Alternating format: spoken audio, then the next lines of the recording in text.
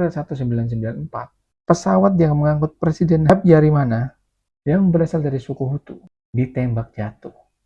Presiden ini sebenarnya adalah orang yang berusaha untuk mencari solusi damai, tapi dengan kematiannya, ketegangan yang sudah terjadi meledak jadi kekerasan besar-besaran.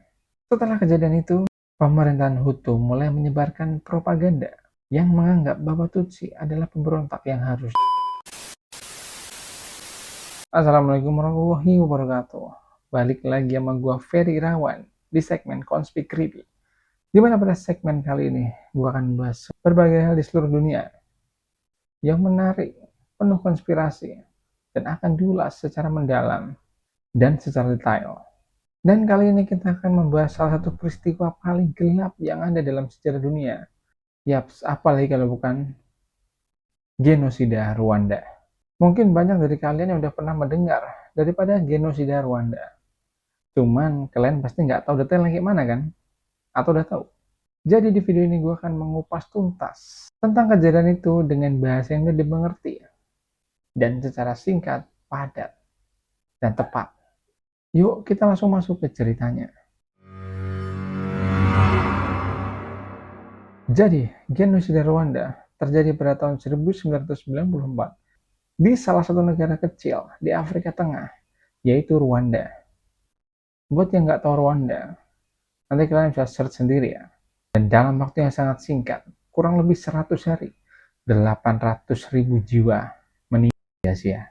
Dan yang bikin miris, kebanyakan korban yang berjatuhan adalah berasal dari suku Tutsi yang dibunuh oleh kelompok yang berasal dari suku Hutu. Kenapa bisa begini? Dan bagaimana bisa ada konflik dengan korban sebanyak ini dalam waktu sesingkat itu? Nah, kita bakal gali lebih dalam. Cuman pertama-tama kita harus tahu, siapa sih orang-orang Hutu dan Tutsi ini? Di Rwanda, masyarakat terbagi menjadi dua suku, yaitu suku Hutu dan Tutsi. Mereka ini memang punya perbedaan dalam hal pekerjaan dan budaya. Cuman, misal secara fisik nih, mereka sebenarnya nggak punya perbedaan yang cukup signifikan, alias sama aja. Cuman selama berabad-abad, terjadi ketegangan di antara kedua kelompok suku ini. Keturunan Tutsi seringkali jadi pemimpin dan lebih dekat dengan kekuasaan, sementara Hutu seringkali berada di bawah. Tapi intinya itu merupakan sistem sosial politik yang udah lama banget. Ketegangan ini semakin meningkat ketika Rwanda merdeka dari Belgia pada tahun 1962. Belgia sempat memecah belah masyarakat dengan mendukung Tutsi. Dan begitu merdeka, kelompok Hutu mulai menguasai pemerintahan. Masalahnya mulai semakin parah pada tahun 1990-an ketika kelompok berontak Tutsi yang disebut RPF, Rwandan Patriotic Front, menyerang dari Uganda. Hingga pada akhirnya ketegangan semakin memuncak. Mereka ingin merebut kembali kekuasaan yang sebelumnya dipegang oleh Tutsi. Dan di sisi lain, pemerintahan Rwanda yang dikuasai oleh Hutu semakin ketakutan. Jadi bayangin deh, ada dua kelompok yang saling benci dan curiga. Konflik ini semakin parah, ditambah dengan adanya pemberontakan dan tekanan dari luar. Dan sayangnya, di tengah semua ketegangan ini, ada kejadian besar yang jadi pemicu. Pada 6 April 1994, pesawat yang mengangkut Presiden Habyarimana yang berasal dari suku Hutu ditembak jatuh. Presiden ini sebenarnya adalah orang yang berusaha untuk mencari solusi damai. Tapi dengan kematiannya, ketegangan yang sudah terjadi meledak jadi kekerasan besar-besaran. Setelah kejadian itu, pemerintahan Hutu mulai menyebarkan propaganda yang menganggap bahwa Tutsi adalah pemberontak yang harus dimusnahkan. Mereka memobilisasi militer dan kelompok milisi yang dikenal dengan nama Interahamwe untuk melakukan pembunuhan massal terhadap orang-orang Tutsi. Selama 100 hari itu, milisi Hutu membunuh siapa saja yang mereka anggap sebagai Tutsi. Mereka menggunakan senjata tajam, golok, dan bahkan senjata api untuk membunuh. Dan yang paling ngeri adalah, kejahatan ini juga dilakukan oleh tetangga, teman, bahkan keluarga mereka sendiri. Jadi lu bayangin tuh, seberapa menegangkan kejadian pada waktu tersebut. Dan yang lebih tragis lagi, banyak perempuan dan anak-anak dari Tutsi yang diperkosa dan dibunuh.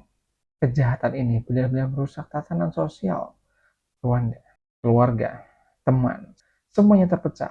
Bahkan banyak orang yang terpaksa menyaksikan pembunuhan tersebut dengan mata kepala mereka sendiri. Sementara itu, dunia internasional hanya bisa menonton. Meskipun ada pasukan perdamaian PBB yang ada di Rwanda, mereka tak bisa berbuat banyak. Beberapa negara besar juga hanya bungkam. Padahal jelas-jelas genosida besar-besaran terang-terangan ada di depan mata mereka. Padahal kalau dunia internasional bergerak lebih cepat, mungkin akan lebih banyak nyawa yang bisa diselamatkan. Tapi sayangnya banyak faktor politik yang bikin intervensi dunia internasional terlambat.